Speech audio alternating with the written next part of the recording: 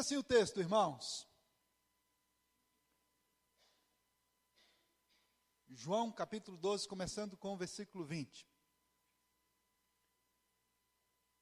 Ora, entre os que subiram para adorar durante a festa, havia alguns gregos. Estes, pois, se dirigiram a Filipe, que era de Betsaida, da Galiléia, e lhe rogaram: Senhor, queremos ver Jesus. Filipe foi dizê-lo a André e Filipe o comunicaram a Jesus. Respondeu-lhes Jesus: é chegada a hora de ser glorificado o Filho do Homem. Em verdade vos digo, se o grão de trigo caindo na terra não morrer, fica ele só, mas se morrer, produz muito fruto. Quem ama a sua vida, perde-a, mas aquele que odeia a sua vida neste mundo, preservá-la-á para a vida eterna. Aleluia. Se alguém me serve, siga-me, e onde eu estou, ali estará também o meu servo. E se alguém me servir, o Pai o honrará. Agora está angustiada a minha alma. E que direi eu? Pai, salva-me desta hora. Mas precisamente com este propósito, vim para esta hora. Verso 28. Pai, glorifica o teu nome. Então veio uma voz do céu: eu já o glorifiquei e ainda o glorificarei. A multidão, pois, que ali estava, tendo ouvido a voz, dizia ter havido um trovão. Outros diziam: foi um anjo que lhe falou. Então explicou Jesus: não foi por mim que veio esta voz, e sim por vossa causa. Chegou o momento de ser julgado este mundo, e agora o seu príncipe será expulso. E eu, quando for levantado da terra, atrairei todos a mim mesmo.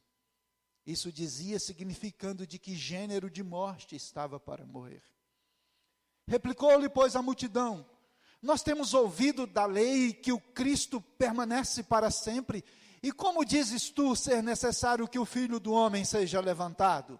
Quem é esse Filho do Homem?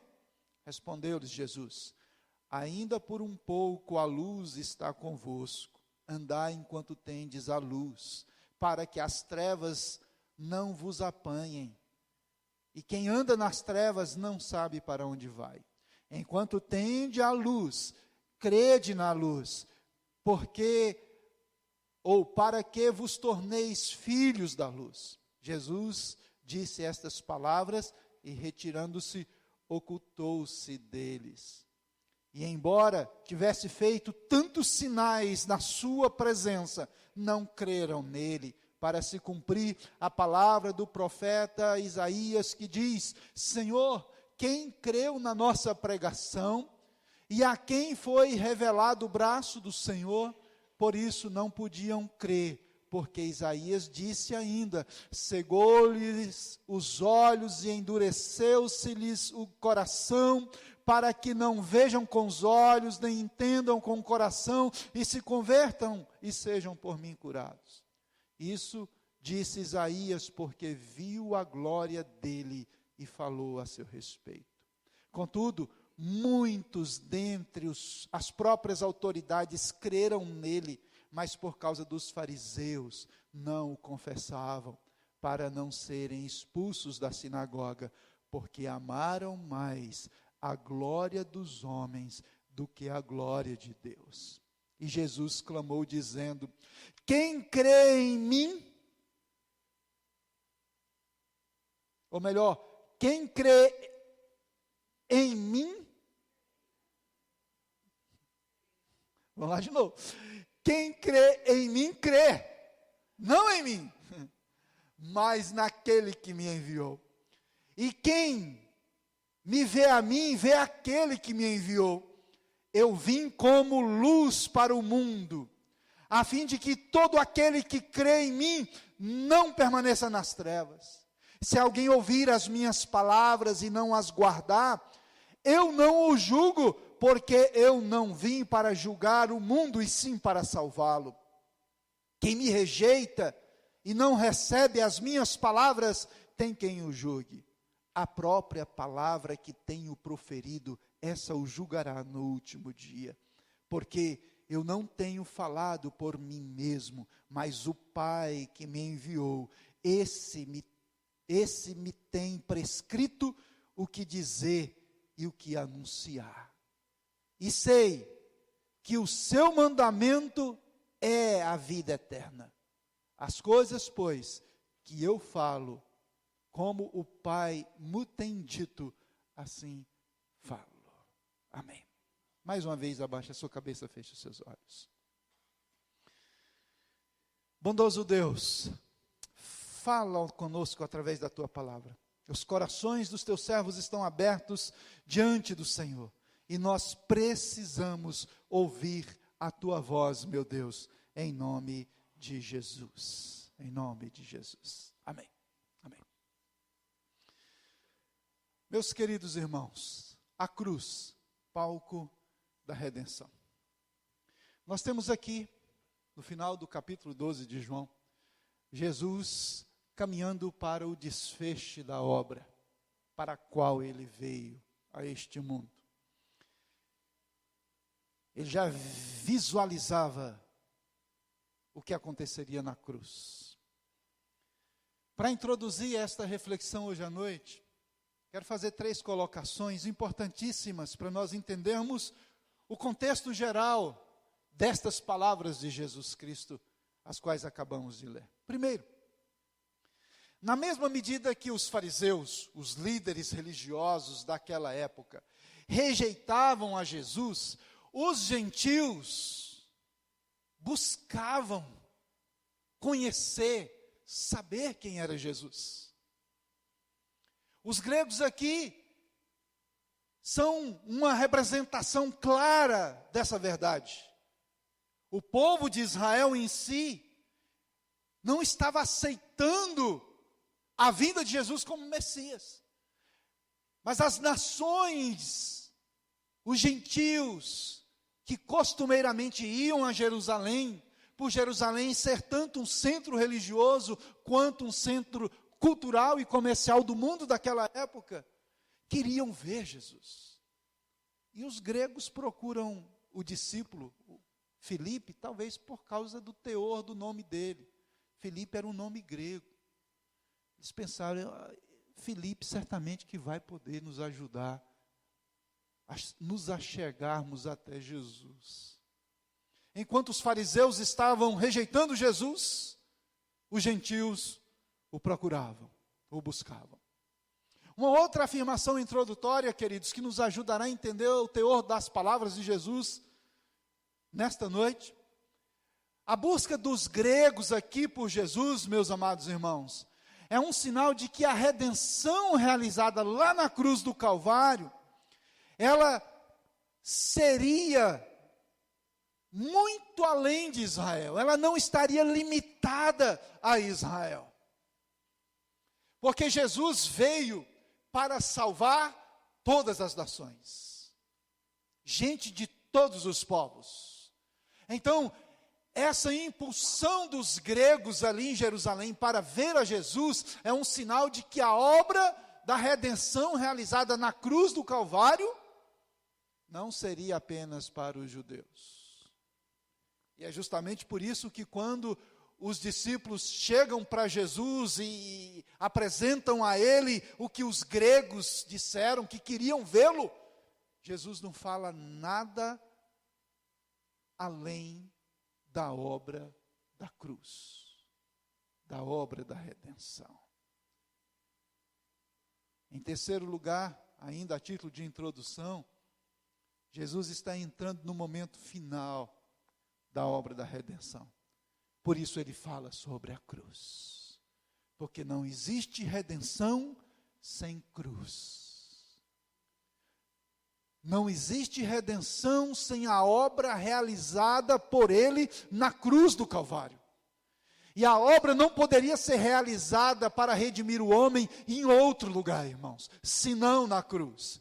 Porque as profecias do Velho Testamento apontavam para a cruz. Quando nós lemos os profetas maiores, principalmente Isaías, a gente vê que não existia a mínima possibilidade de Jesus morrer em qualquer outro ambiente, em qualquer outro lugar, senão na cruz, e especificamente na cruz, ali no Monte da Caveira, em Jerusalém. As profecias apontavam para isso. A cruz é, portanto, o palco da redenção. Todo ser humano que um dia vai se apresentar diante do Senhor, salvo, com o nome escrito no livro da vida, todos, sem exceção, todos terão passado pelo palco da redenção, pela cruz do Calvário. Ninguém se achega a Deus se não passar pela cruz. E é justamente pensando nesse sentido, queridos irmãos, que eu quero analisar o texto que nós acabamos de ler hoje à noite. Nós que estamos aqui já passamos pelo palco da redenção, amém, meus irmãos? Já estivemos diante da cruz, já aceitamos que o que Ele, o Senhor Jesus, fez lá na cruz, nos alcançou, revelou o nosso estado pecador e nos deu a fé, a convicção de que estava sobre Ele todos os nossos pecados. Aleluia. Portanto, queridos irmãos, eu os convido para olharmos nesse texto algumas verdades.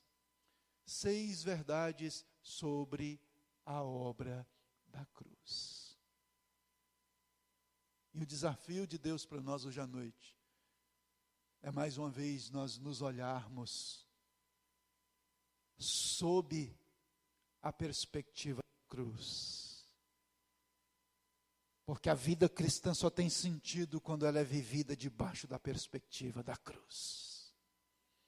Amo demais poder participar da ceia do Senhor, relembrando a cruz do Calvário toda semana.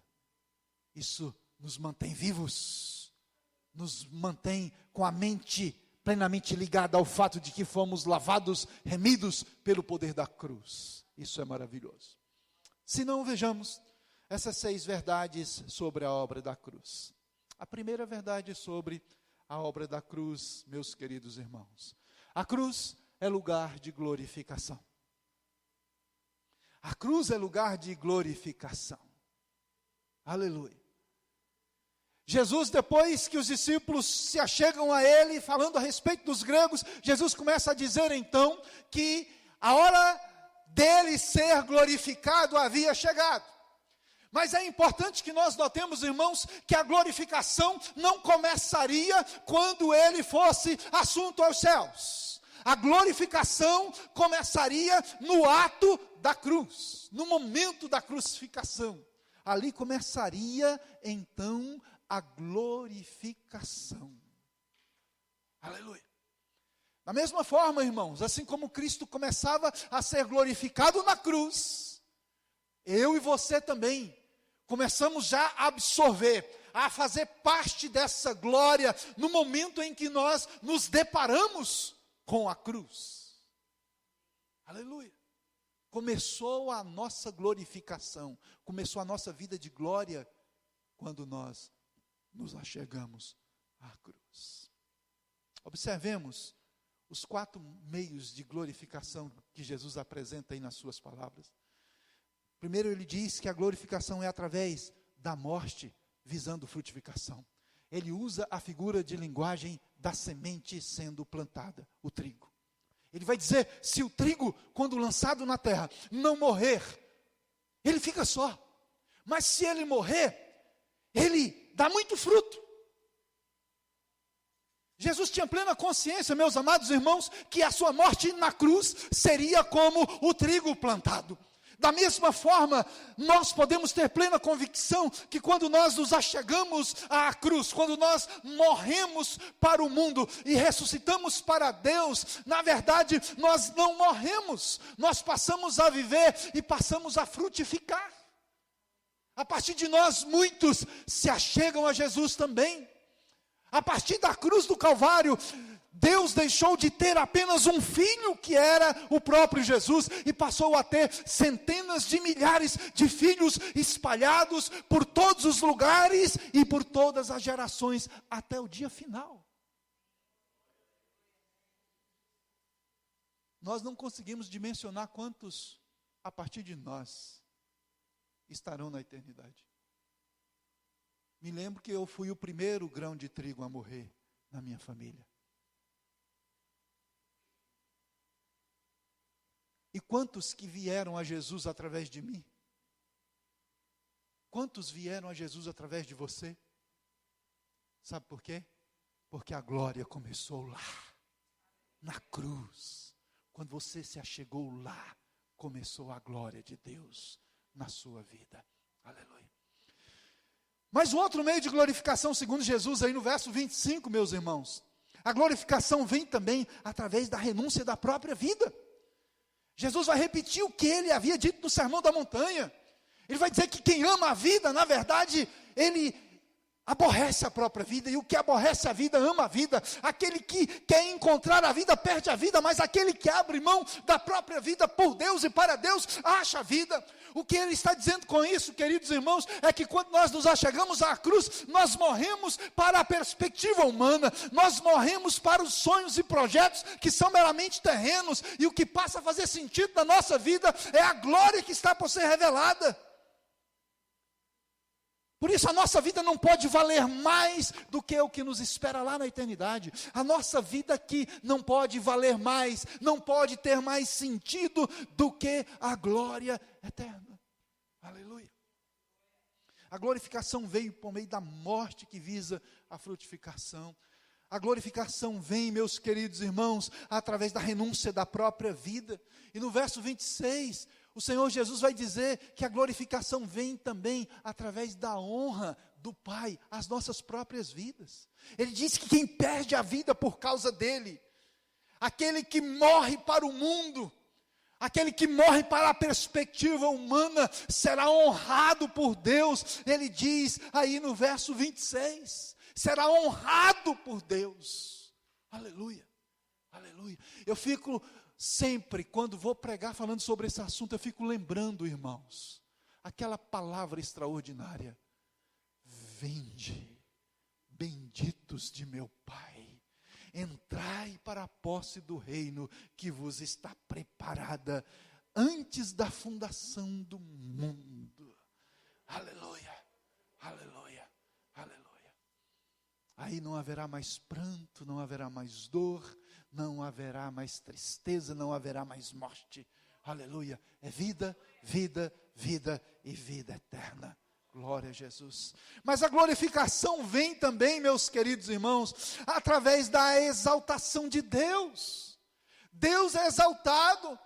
De repente, naquele momento em que Jesus está falando essas palavras maravilhosas, vem uma voz como trovão. Jesus diz: olha, glorifica o teu nome, Deus. E vem a voz dizendo: eu já glorifiquei. A voz foi tão estridente, tão forte, que os que estavam ali pensavam que fosse um trovão. Quando nós nos achegamos à cruz, começou a glória, irmãos. A cruz é lugar de glorificação. Deus é glorificado. O nosso estado deixa de ser de meros humanos e passamos a ser cristãos em processo de glorificação. Aleluia. Portanto, amados irmãos, a cruz é um lugar de glorificação em primeiro lugar. Mas uma outra verdade, uma segunda verdade a respeito da obra da cruz, irmãos. A cruz é lugar de determinação. No verso 27, a gente vê Jesus com uma determinação extraordinária. ele estava angustiado, ele estava com a alma sentida pelo peso da obra que ele tinha que realizar na cruz, mas a sua determinação era exata. Ele sabia que ele estava para cumprir uma agenda soberana do Deus Todo-Poderoso. Ele estava determinado a, apesar da angústia, apesar da dificuldade de viver aquela hora, ele estava determinado a cumprir a vontade de Deus. Isso nos leva a entender, meus queridos irmãos, que existiam ali, naquele momento, duas realidades muito fortes, as quais nós salientamos nesta mensagem. A primeira delas, a angústia das circunstâncias pode nos impedir de cumprir a vontade de Deus. Quantos naufragam em meio a esta viagem, irmãos? Quantos desviados nós encontramos hoje? Quantas pessoas que não conseguiram suportar os embates da vida e desistiram no meio da caminhada?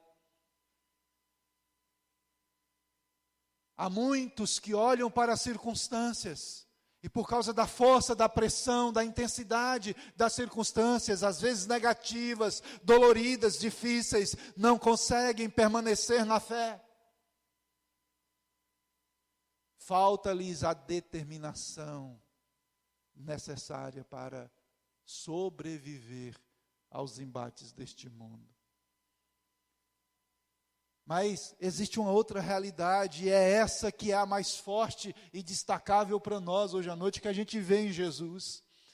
A gente vê também, meus amados irmãos, uma outra realidade. A angústia das circunstâncias é o outro lado da moeda.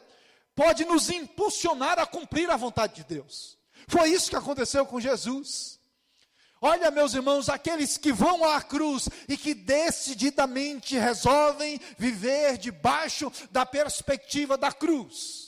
São pessoas que, mesmo o mar estando revolto à volta do seu barco, mesmo sabendo que muitas coisas duras e difíceis precisam ser encaradas e vividas no decurso da sua história, são pessoas que não desistem do projeto abençoador de Deus que visa lá a Nova Jerusalém. Assim era Jesus. Jesus estava determinado, porque a cruz é lugar de determinação. Olhando para a história, nós percebemos que na igreja do Senhor em todos os séculos, os que permaneceram foram aqueles que viveram debaixo da perspectiva da cruz, da redenção. É o que mais importa nessa vida. O restante é resto. Aleluia. A cruz é lugar de glorificação. A cruz é lugar de determinação. E uma terceira verdade nos ressalta nesse texto também, queridos. Em terceiro lugar, a cruz é lugar de julgamento. No verso 31 e também nos versos 47 e 50, nós vamos ver nitidamente que a cruz é lugar de julgamento. Dois fatos reais no julgamento deste mundo são apresentados por Jesus Cristo aí nas suas palavras. Primeiro fato, na cruz foi julgado o mundo sistema. O mundo que é essa forma de agir de Satanás, usando a viva carne do homem, esse sistema pecaminoso, a respeito do qual o apóstolo João vai dizer: quem ama esse mundo, o amor do Pai não está nele. Ele vai dizer que aquele que se constitui amigo deste mundo, se constitui inimigo de Deus. Jesus veio julgar esse mundo sistema. Olha o início do verso 31, meus irmãos. Jesus disse claramente: chegou o momento de ser julgado este mundo. E lendo o Velho Testamento a gente vai descobrir que o julgamento deste mundo é exatamente esse, da perspectiva de João, irmãos. O mundo é anti-Deus. O mundo é contrário aos princípios da palavra de Deus para nós. O mundo é contrário aos princípios da obra da cruz. É esse mundo o sistema que a cruz julgou. Que a cruz determinou que anti-Deus, é contrário a Deus, e os que se envolverem com esse sistema não conseguem servir a Deus. Jesus vai dizer a respeito de nós, que nós estamos neste mundo, mas nós não somos deste mundo. A nossa pátria não é este mundo, a nossa pátria é a pátria celestial. Aleluia. A este mundo, Jesus veio julgar, e julgou. Mas, quando nós olhamos um outro fato, de acordo com os versos 47 a 50, principalmente o 47, a gente vai perceber também, meus irmãos, aí, em segundo lugar, que na cruz não foi julgado o mundo sociedade. A palavra mundo tem o significado no Novo Testamento também de gente, de pessoa. Jesus não veio julgar as pessoas. Olha o verso 47. Veja bem, ele disse assim, ele diz, se alguém ouvir as minhas palavras e não as guardar, eu não o julgo, porque eu não vim para julgar o mundo, e sim para salvá-lo. Jesus julgou o mundo sistema pecaminoso, que afasta a humanidade de Deus, mas o mundo gente, pessoa, ele amou. E ele vai dizer, que é dito em muitas partes do Evangelho, não é necessário que alguém seja julgado, a própria palavra já julga.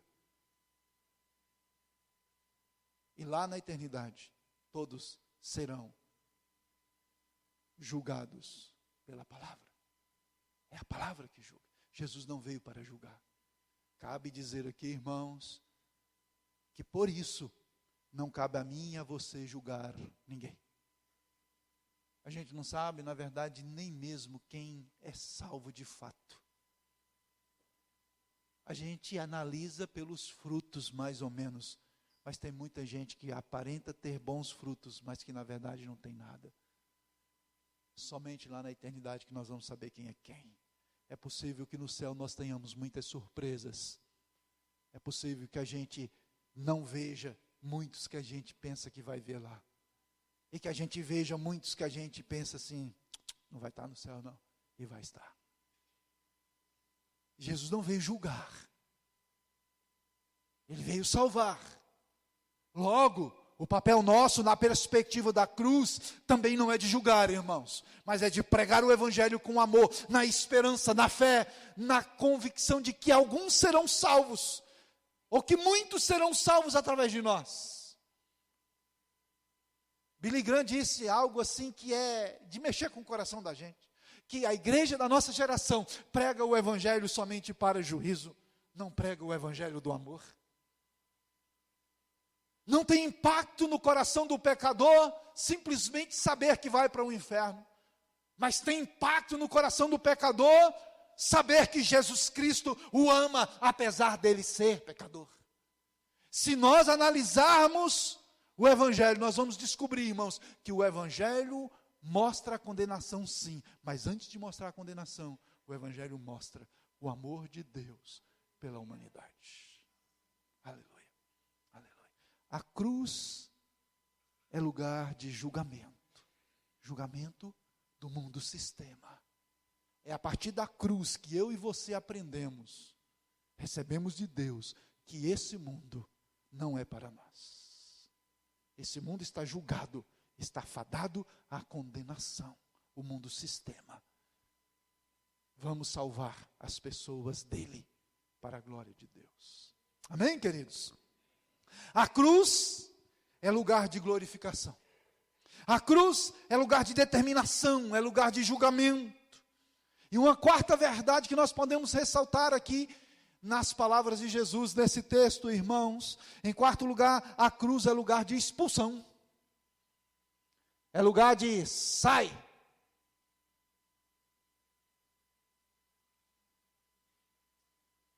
A cruz é lugar de expulsão.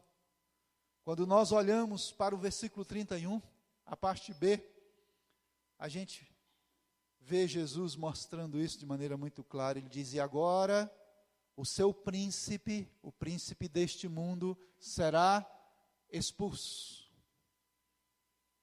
Deixe-me esclarecer isso para vocês, irmãos. Com dois lances curiosos. Primeiro, Satanás pensava equivocadamente que com a morte de Jesus na cruz seria o fim de todo o projeto de redenção. Pensou que seria o triunfo dele sobre Cristo. Se enganou. Não foi.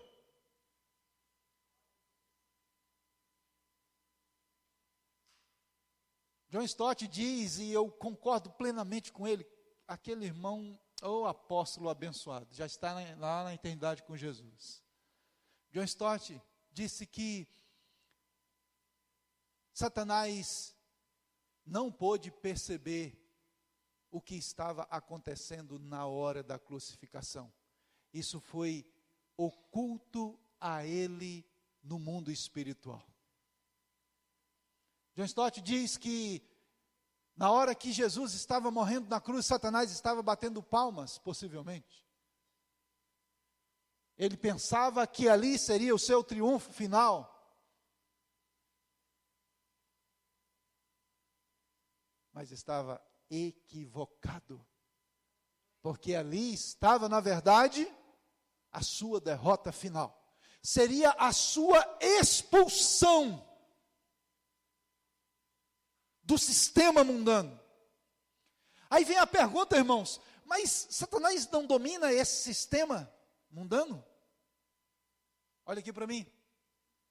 Para quem vive debaixo da perspectiva da cruz, não. Aqueles que vivem debaixo da perspectiva da cruz não têm o domínio do sistema mundano sobre a sua vida. O grande problema, irmãos, é que muitos cristãos evangélicos ainda não aprenderam que o lugar onde se deve viver é debaixo da cruz, e não debaixo do sistema mundano. Porque, queridos irmãos, a gente observa claramente aí, é o que eu destaco, outro lance que eu destaco aí, muito curioso também, é que Satanás foi expulso do poder sobre a vida do pecador. Irmãos, é real isso, não é história da carochinha. Quando alguém recebe Jesus como Senhor e Salvador da sua vida, é marcado naquele momento o final da ação do príncipe deste mundo sobre a vida daquela pessoa. O que Jesus está dizendo é que naquela hora em que a cruz passa a fazer diferença na vida de uma pessoa, Satanás foi expulso da vida dela. Acabou o domínio de Satanás ali. Por isso que eu digo aos irmãos, tomem cuidado com aqueles processos e retrocessos de estar continuamente voltando ao passado para relembrar o que você foi nas garras do diabo. Cuidado que isso muitas vezes neutraliza o poder da cruz, o poder libertador da cruz sobre a sua vida. Porque Satanás foi expulso. O príncipe deste mundo foi expulso. Ele não tem mais poder sobre a vida dos redimidos. Aleluia, aleluia. Deixe-me ler de novo o verso 31, irmãos. Olha que maravilha. Chegou o momento de ser julgado este mundo, e agora o seu príncipe será expulso. Digam aleluia, por favor. Glória a Deus. A cruz é lugar de glorificação, de determinação, de julgamento, de expulsão do príncipe deste mundo. E em quinto lugar, queridos, a cruz é lugar de salvação. Aleluia. Como disse na introdução, é impossível alguém chegar na eternidade sem passar pela cruz. A cruz é lugar de salvação. Nos versos 32 e 33, as palavras de Jesus afirmam para nós esta verdade. Aleluia. Ele disse: e eu, quando for levantado da terra, atrairei todos a mim mesmo. Isso dizia, significando de que gênero de morte estava para morrer. A palavra todos aí precisa ser bem analisada, irmãos. A palavra todos precisa ser entendida. Os teólogos liberais dizem que Deus salvará toda a humanidade, porque Jesus disse que atrairia todos a Ele mesmo. É um erro de interpretação bíblica. A palavra todos precisa ser analisada no contexto todo do Novo Testamento, porque senão, esse todos eliminaria o poder da decisão do homem, sob a perspectiva da cruz. Por isso eu faço 2 esclarecimentos importantíssimos para nós. Primeiro, todos não têm a denotação de quantidade, irmãos. Não é todos numericamente falando. Não é. Porque senão não precisaríamos pregar o Evangelho. Senão o homem não teria livre-arbítrio para tomar a decisão por Jesus ou não. Esse todos não é quantidade. Não é quantidade. Esclarecendo mais ainda, no segundo. Todos aí significa qualidade. É todos em qualidade de todas as nações. De todos os lugares, de todas as gerações. Nós teremos gente salva. Gente atraída pelo poder da cruz. Lá no céu nós vamos encontrar, segundo o relato de Apocalipse, gente de todas as tribos, de todas as línguas, de todas as nações, de todas as etnias, todos estarão lá em pé diante do Cordeiro, salvos, vestidos de vestes brancas, com palmas nas mãos, louvando e adorando ao Senhor. É todos, qualidade de gente, todos os tipos de gente está lá na eternidade, com Jesus Cristo. Esse é o poder salvífico da cruz do Calvário. Aleluia, aleluia. A cruz, meus amados irmãos, é lugar de glorificação, é lugar de determinação. A cruz, meus queridos irmãos, é lugar de julgamento, julgamento do mundo, sistema pecaminoso, contrário a Deus. A cruz é lugar de expulsão. Através da cruz, o príncipe deste mundo foi expulso do domínio dos que aceitam a obra da cruz. A cruz é lugar de salvação. Aleluia. E finalizando, queridos, a cruz é lugar de revelação. Na cruz nós somos revelados de fato quem somos, por causa da luz do Evangelho, por causa da luz na pessoa de Jesus Cristo. Olhamos aí para os versos 34 a 36 e também no verso 46, e a gente percebe que ali na cruz a luz de Deus brilhou. Na cruz a luz brilhou a tal ponto de alcançar a nossa vida, de revelar quem de fato nós éramos sem Deus, perdidos pecadores, mas que em Cristo Jesus nós poderíamos alcançar a vida eterna. A luz, Jesus Cristo, brilhou lá na cruz do Calvário. Mas é curioso, meus irmãos, a gente observar que a respeito da luz, nesse aspecto, especificamente, nós temos 2 tipos de pessoas. Nós temos, primeiro, pessoas que veem a luz, que conseguem entender que a luz da salvação é apenas uma, Jesus Cristo. Tem gente que vê, que percebe. No verso 34, Jesus nos mostra isso, quando ele diz assim, ele fala, olha, nós temos, a multidão fala para ele, começando aí no verso 34, nós temos ouvido da lei que o Cristo permanece para sempre. E como dizes tu ser necessário que o Filho do Homem seja levantado? Quem é esse Cristo? Aí no verso 35, Jesus vai dizer, olha, eu preciso esclarecer para vocês isso, não é como vocês estão pensando. Tem gente que consegue ver que há uma possibilidade ali. Tem gente que vê a luz. Quantos amigos do Evangelho nós temos? Quantas pessoas que entendem que na verdade, em termos de salvação, nós estamos certos, de acordo com a Bíblia? Quantas pessoas conseguem ver a luz? Muitos. Muitos veem. Mas fica por aí. Não vão além. A luz, apesar de ser enxergada, vista por eles, a luz não penetra neles. É o que no Novo Testamento é chamado de revelação. Eles não têm revelação da pessoa de Deus. Permanecem nas trevas, apesar de estarem vendo a luz. É o caso dessa multidão. Mas nós temos aí também um segundo tipo de pessoas, que são pessoas que discernem a luz. Pessoas que além de conseguirem visualizar a luz, elas têm discernimento de que a luz que elas estão vendo é para onde elas precisam ir. É esta luz da qual elas precisam.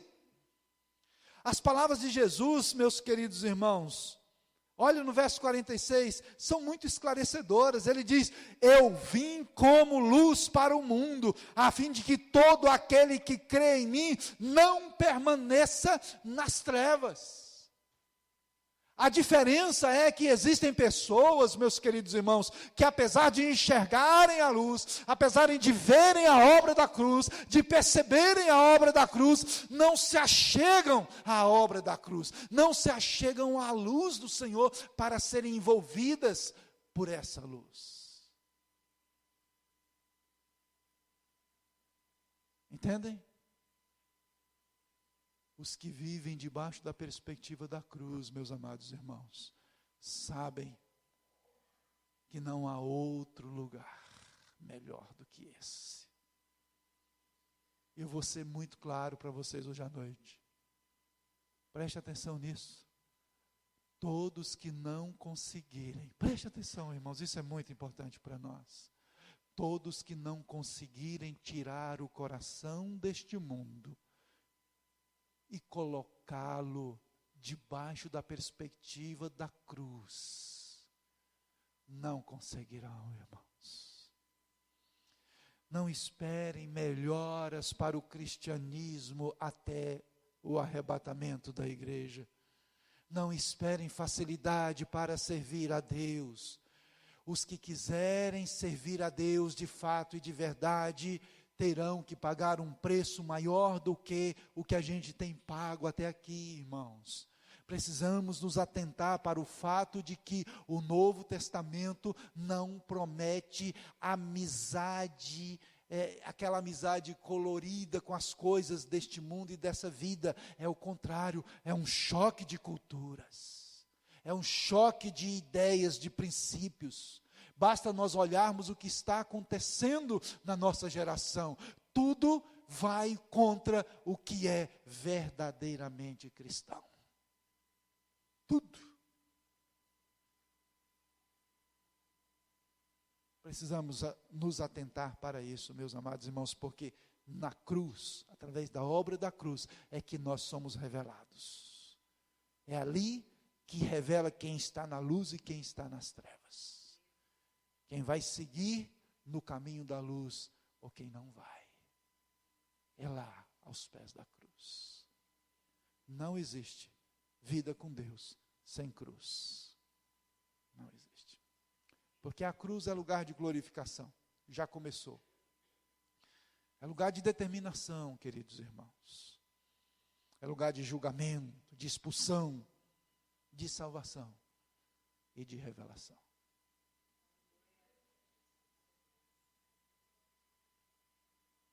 Gosto muito de uma frase, me foi dita na noite em que eu aceitei Jesus como Senhor e Salvador da minha vida. A pregadora disse, no seu coração tem um vazio na forma da cruz. E este vazio só será preenchido com a obra realizada na cruz. Começou lá e vai terminar na eternidade, diante daquele que morreu na cruz por mim e por você. Aleluia. Aleluia. E eu termino, queridos, a nossa mensagem de hoje à noite, essa breve reflexão, fazendo as nossas considerações finais com base em duas afirmações. De acordo com as palavras de Jesus aí relatadas por João. Primeiro, milagres não levam à aceitação da obra da cruz. Escutem, irmãos, o texto nos diz aí nos versos 37 a 41, que teve muitos que creram na obra da cruz. Muitos que viram milagres extraordinários, mas na hora de se decidir em seguir a Jesus ou não, optaram por não segui-lo. E o texto diz que eles fizeram isso porque amaram mais este mundo do que a glória do Senhor.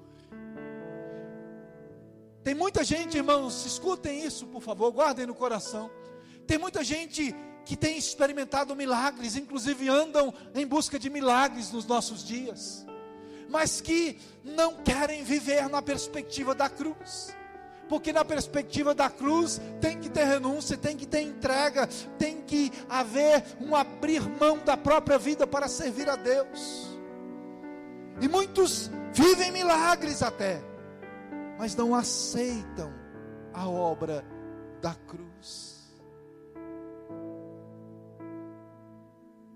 E em segundo lugar, finalizando, aceitar a obra da cruz, irmãos, muitas vezes não significa assumi-la. Tem muita gente que aceita, mas na hora de dizer, olha, eu vou mesmo, eu vou pagar o preço, haja o que houver, eu estarei servindo a esse Deus que enviou o seu Filho para morrer na cruz por mim. Na hora de tomar a decisão pela obra da cruz, acabam optando por dizer não.